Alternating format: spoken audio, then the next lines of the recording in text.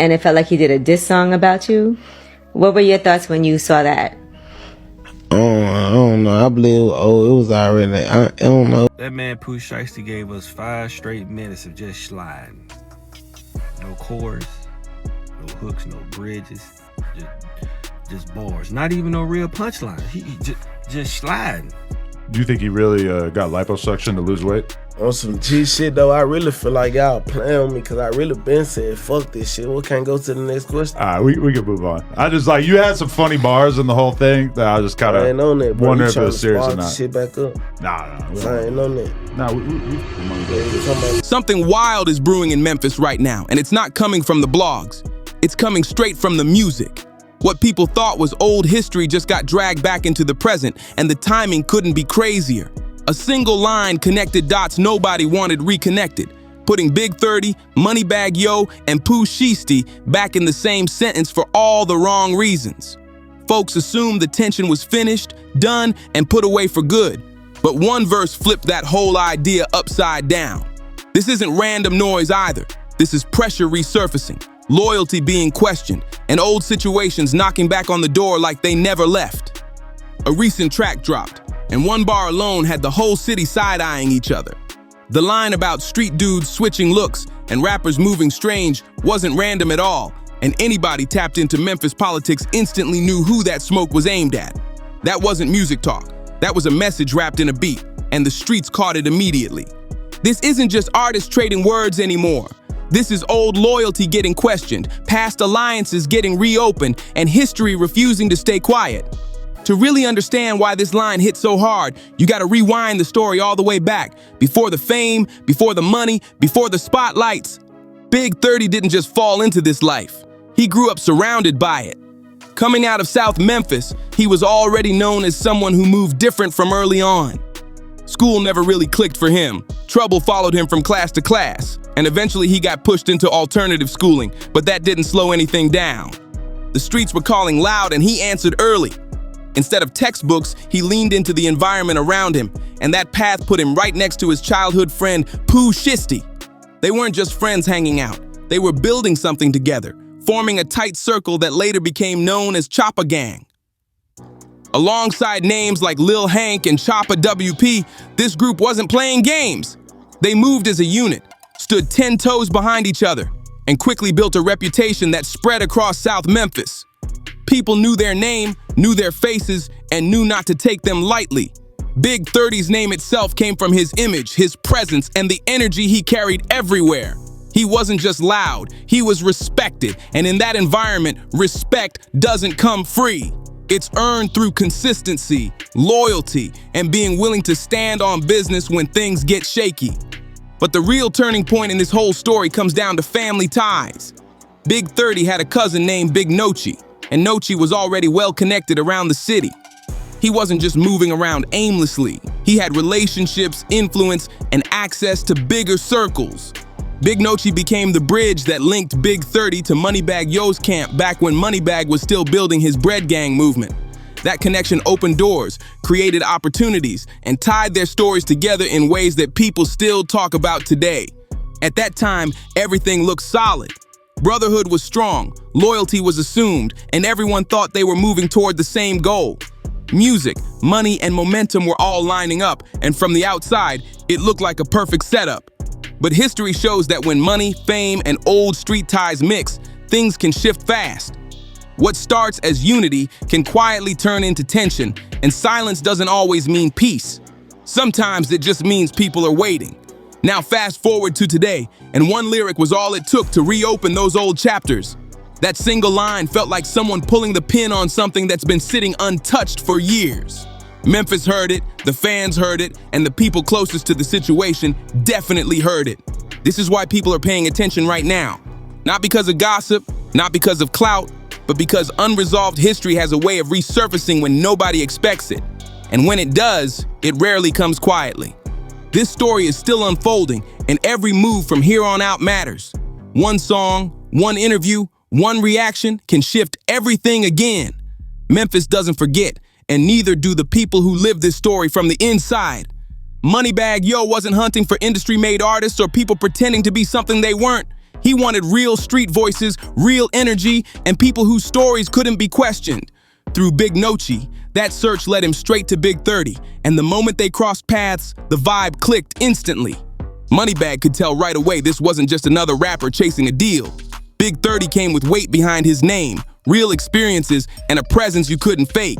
On top of that, he could actually rap, not just talk tough on tracks. That balance of raw credibility and real talent made him stand out immediately. Bringing Big 30 and Nusky into the fold wasn't just about music either.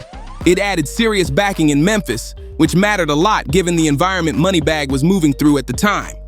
Having solid people around wasn't optional, it was necessary, and this move checked every box.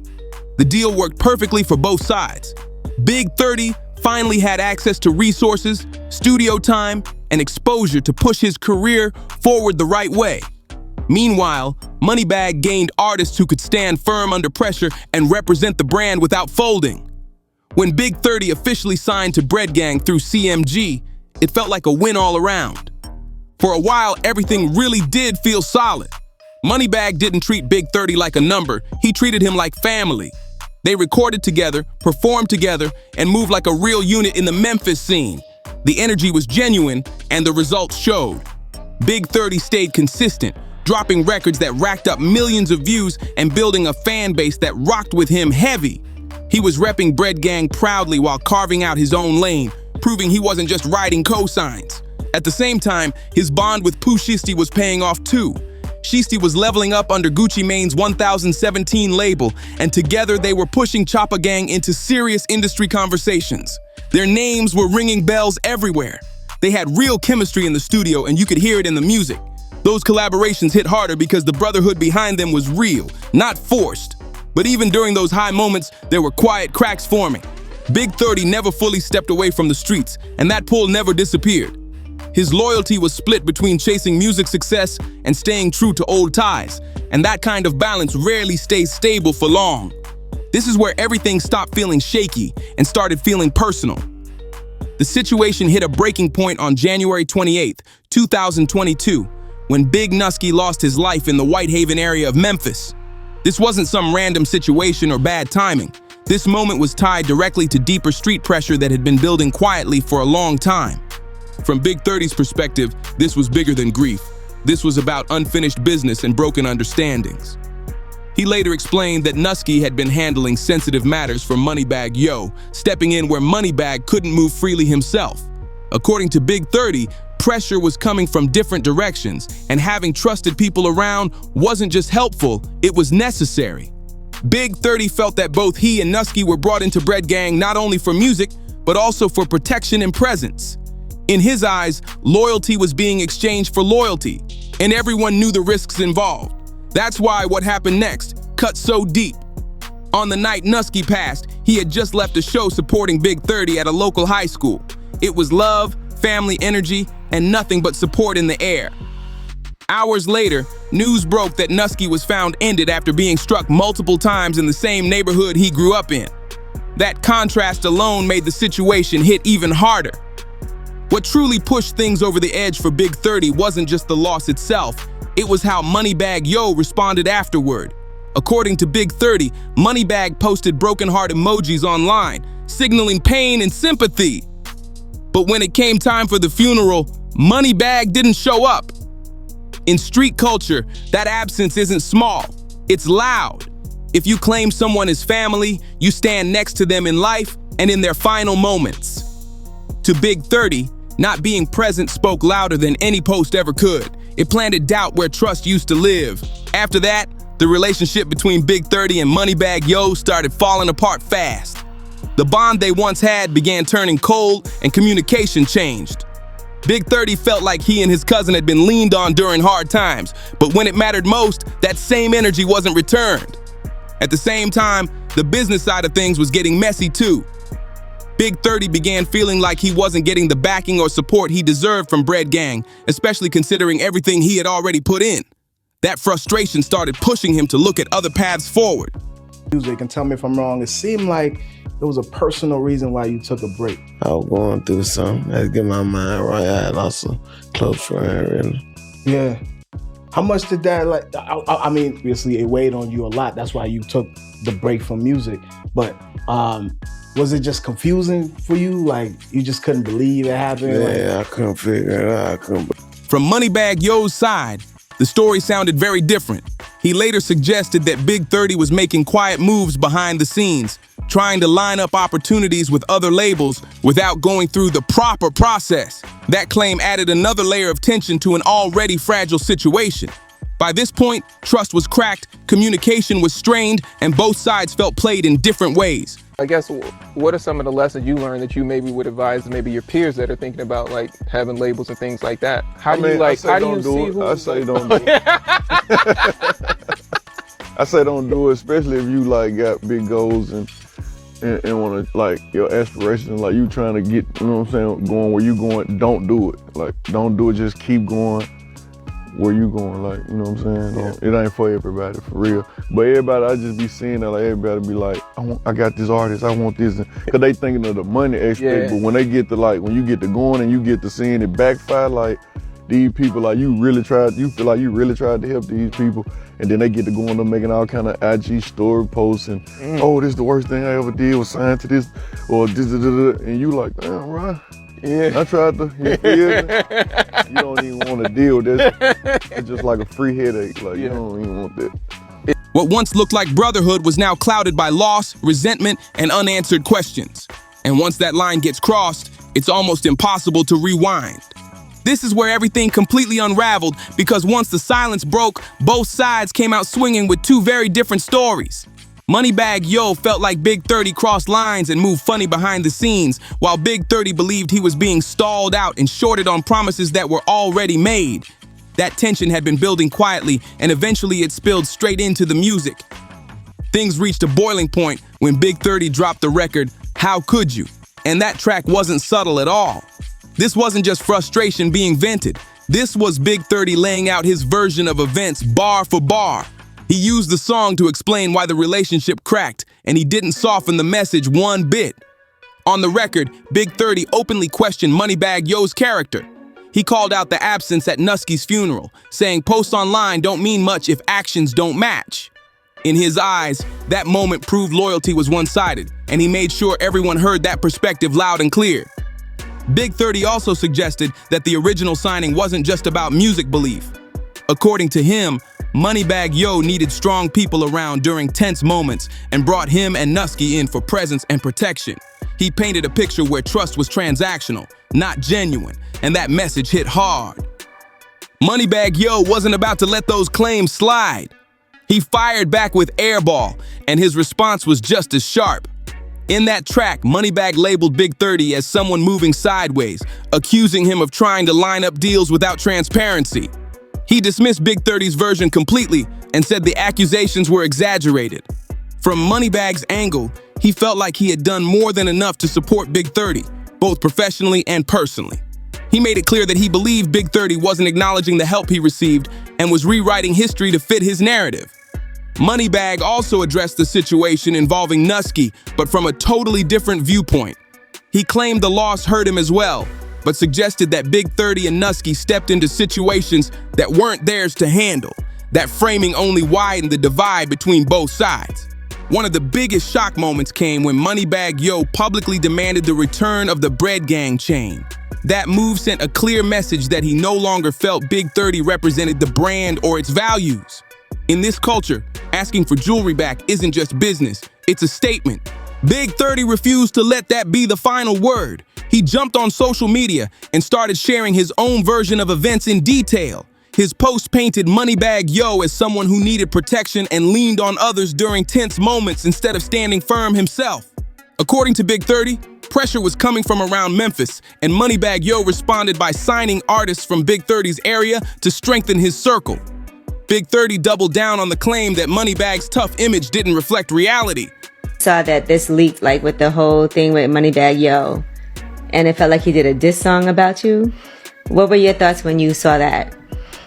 I don't know. I believe it was already. I don't know. It was funny to me, but like, cause it's like the internet gonna take it and do what they want to do with it. But like, the man wasn't just. He said what he said on the part about me, but the whole song went about me. Right. How did you feel about it, I made though? a song, like, when I was in the stage, like, when I was my feeling, like, I made a song and said how I said on it, but I never put it out.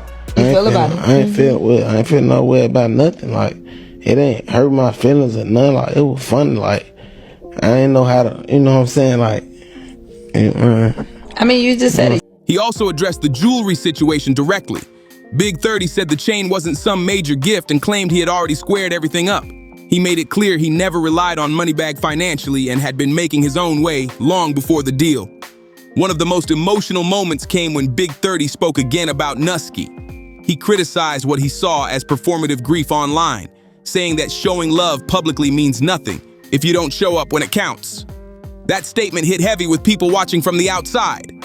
He ended his statements by reinforcing his image and reputation, pushing back against claims that he ever moved without protection or folded under pressure. That final stance made it clear this situation was no longer just about business. It was about respect, pride, and credibility. One of the wildest moments in this whole fallout came when Big 30 took aim at rumors about Moneybagg Yo's appearance, and he didn't tiptoe around it at all.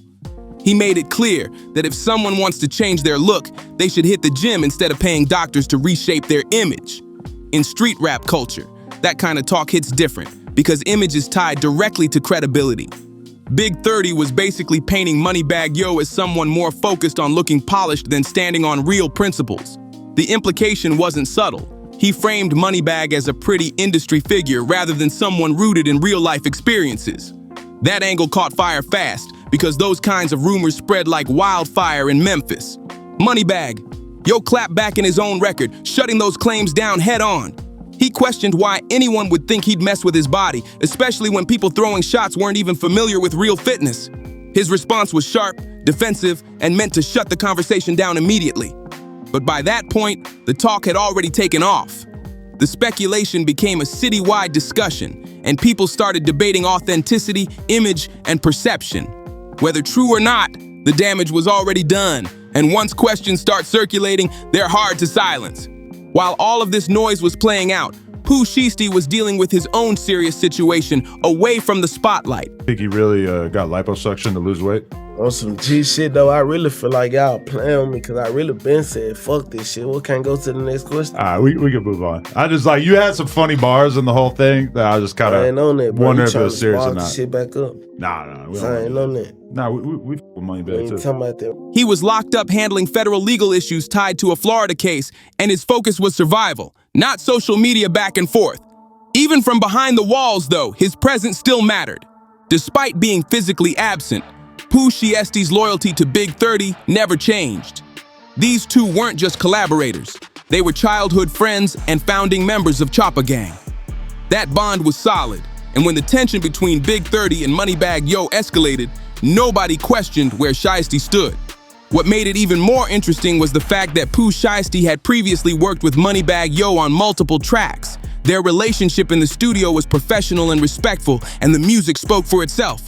But when forced to choose between business and day one loyalty, Shiesty didn't hesitate. Even from confinement, Pooh Shiesty stayed tapped in. He supported Big 30 however he could, staying informed and letting his stance be known. His name still carried weight in Memphis, and everyone understood that once he returned home, he'd be standing right next to his brother. After months of diss records, tension-filled posts, and non-stop speculation, things suddenly went quiet. No more tracks, no more public jabs, and no more daily updates. That silence made people believe the situation had finally cooled down. Rumors started circulating that respected figures in Memphis had stepped in to calm things down. The idea was simple: focus on music, protect careers, and stop letting pride burn everything down. Given that both Big 30 and Moneybagg Yo had real momentum and loyal fan bases, moving on made sense. For a while, the calm seemed real. Big 30 stayed locked in with his music, and Moneybagg Yo kept expanding his brand and influence. From the outside, it looked like the tension was finished and both sides were choosing progress over chaos. But in Memphis, silence doesn't always mean peace. Sometimes it just means everyone's waiting for the next move. For a moment, it looked like the Memphis hip-hop scene was finally breathing again. The noise had quieted down, the diss records stopped dropping, and people started moving like the storm had passed. But anyone who really understood the history knew that calm didn't mean closure. Too much had been said, Too much pride was bruised, and too many personal lines were crossed for everything to magically reset. The tension wasn't gone. It was just sitting still. Dormant doesn't mean finished, and in Memphis, old situations don't just disappear. They wait for the right moment to resurface, and that moment arrived when Pooh Shiesty finally came home. The entire city was watching his next move. Everybody knew his return was going to shake something loose. Talent aside, Pooh Shiesty carries serious weight in Memphis, and when he speaks, people listen. His presence alone was enough to shift the energy, whether he wanted it to or not. Shiesty didn't waste time easing back in either. He jumped straight into music, dropping FDO, First Day Out. That man Pooh Shiesty gave us 5 straight minutes of just sliding. No chorus, no hooks, no bridges, just bars. Not even no real punchline. He just sliding. Long story short, short story shorter. I'm adding that to the repertoire. And all the people don't, oh, he waited too late to drop this. No, he didn't. The anticipation is high. The song is higher than Mariah Carey's All I Want for Christmas. And Criminal next week. That man, he dropped the song and the video. Double dipping. He knew what he was doing. And I'm listening to him, I'm like, dang, he's sliding on this junk. And I'm like 2 minutes in. I'm like, dang, I wonder how long this song. And then when I saw that I was 2 minutes in and I still had about 3 more minutes left, I said, oh yeah.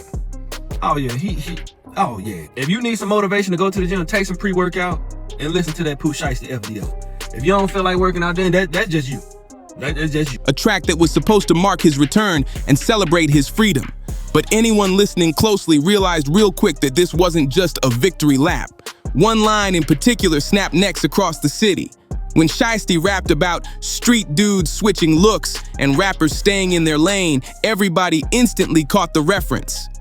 That wasn't random talk, and it definitely wasn't accidental. Anyone familiar with the past tension between Big 30 and Moneybagg Yo knew exactly where that shot was aimed. This wasn't subtle, and it wasn't neutral. That bar reopened wounds people thought were stitched shut.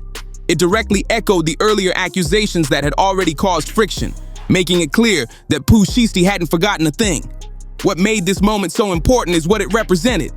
Even if Big 30 and Moneybagg Yo decided to cool off publicly, Shiesty made it clear that peace didn't automatically apply to him. His verse sent a loud message. Unresolved issues don't disappear just because the internet stops talking. This also showed that Choppa Gang still felt a way about how everything unfolded. Time passed, but the feelings didn't. And when loyalty runs deep, silence can only last so long. Shiesty's return added a whole new layer to the situation. Big 30 is respected, solid, and proven, no question. But Pooh Shiesty operates on a different scale. He has national recognition, a deal with Gucci Mane's 1017 label, and a reputation that stretches far beyond Memphis. When he steps into a situation, the stakes automatically rise. That's what made the timing of this line so interesting. Shiesty could have played it safe, focused on rebuilding momentum, stacking money, and staying clear of controversy. Instead, he jumped straight back into the same energy that caused problems before. That choice alone tells you this situation runs deeper than fans realize. This wasn't clout chasing, and it wasn't accidental. It was intentional, calculated, and rooted in unresolved history. At this point, the big question isn't about diss records, it's about what happens next. Does this spark another round of tension, or does it stay limited to music? Either way, Memphis is watching closely. With Pooh Shiesty back home and clearly not interested in playing quiet, the energy around this situation just shifted again.